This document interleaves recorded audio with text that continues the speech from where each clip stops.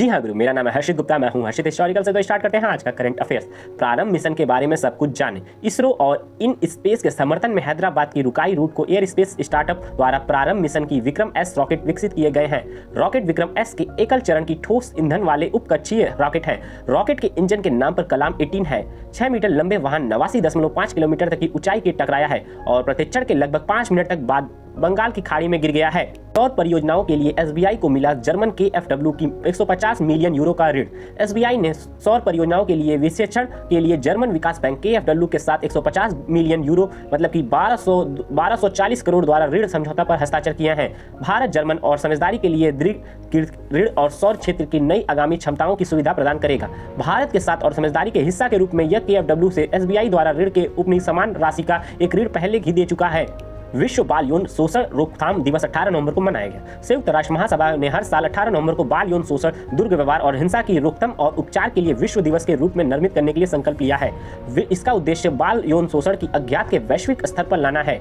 WHO के मुताबिक हर बात लाखों बच्चों की हिंसा के शिकार होते हैं। भारत ने जीता excellence in leadership in family planning excel award. Bharat परिवार योजनाओं ने अंतर्राष्ट्रीय सम्मेलन में कंट्री कैटेगरी में leadership in family planning excel award 2022 प्राप्त करने के लिए एकमात्र देश है। भारत में वर्तमान में 50 से 49 आयु वर्ग की विवाहित महिलाओं के लिए बीच परिवार के नियोजन की कुल डिमांड सैफी 2019-2021 में बढ़कर 76.1% हो गई है, जो 2015 और 2016 में 66% थी।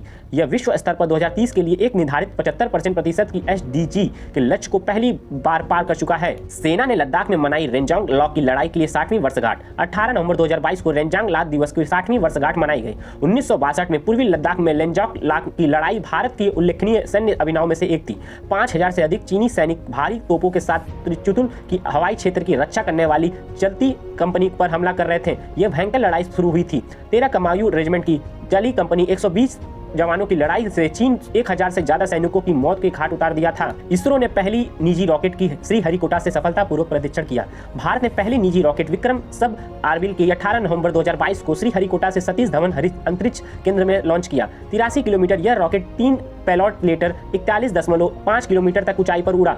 रॉकेट के मिशन प्रारंभ की स्पेस किड इंडिया बजमुख को अर्मीनिया के लिए एन स्पेस के लिए टेक इंडिया की फोलेट को यह सेंसर दिया गया था। LPG सिलेंडर में जल्द होगा QR कोड की सुविधा। LPG सिलेंडर में जल्द ही QR कोड की सुविधा होने की घरेलू सिलेंडर की विनियमित करने की मदद करेगा। केंद्रीय पेट्रोलियम मंत्री हरदीप सिंह ने पूरी की जानकारी दी। इससे मौजूद सिलेंडरों की चिपकाया जाएगा, नए सिलेंडरों पर जोड़ वेल्ड कर दिया जाएगा। QR कोड में सक्रिय होने के लिए गैस सिलेंडरों के लिए ट्रेनिंग की बेहतर इन्वेंट्री प्रबंधन की कई मौजूद मुद्दों के हल करने के लिए मदद मिलेगी। 8वीं नॉर्वे भारत संयुक्त कार्य समूह समुद्री बैठक का आयोजन। 8वीं नॉर्वे भारत समुद्री संयुक्त कार्य की समूह की बैठक मुंबई में 17 नवंबर 2022 को आयोजित की गई थी। नॉर्वे की प्रतिनिधिमंडल और ग्रीन शार्पिंग कम्प्लेक्स INMARCO को मैरिटाइम CO सम्मेलन में भाग लेगा। नॉर्वे समुद्री CO सम्मेलन के समर्थन कर रहा है। यह समुद्री उद्योग, लैंगिक समाधान सहित समुद्री विविधता और स्थिति पर केंद्रित है। इंडियन केमिकल काउंसिल सस्टेनेबिलिटी और कनेक्टिव चौथा संस्करण हुआ शुरू। रसायन और पेट्रोकेमिकल सचिव अरुण बोरको ने 17 नवंबर 2022 को भारतीय रासायनिक परिषद ICC और सस्टेनेबिलिटी कन्वेल के लिए 14 संस्करण का उद्घाटन किया। 2 दिवसीय आयोजन की विशेष बेडरूम को 2 कम्युनिटी ESG की कार्बन न्यूट्रलिटी ऑपरेशन संपन्नरी ग्रीन और है। कॉन्क्लेव और उद्देश्य रसायनों की संपूर्ण जीवन तक प्रबंधन में स्थिति को बढ़ावा देना है। भारत और ऑस्ट्रेलिया ने नई दिल्ली में 5वीं द्विपक्षीय साइबर नीति वार्ता आयोजित की। भारत और ऑस्ट्रेलिया की 5वीं द्विपक्षीय साइबर नीति वार्ता 17 नवंबर 2022 को नई दिल्ली में आयोजित की गई थी।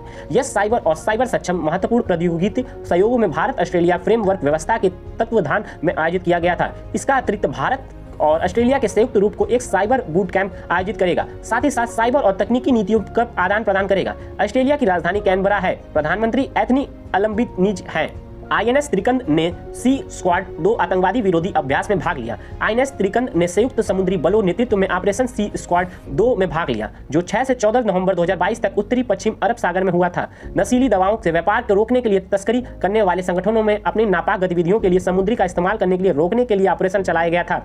इससे पहले बहुराष्ट्रीय समुद्री अभ्यास मालबार 22वां संस्करण 15 नवंबर को जापान में संपन्न हुआ था।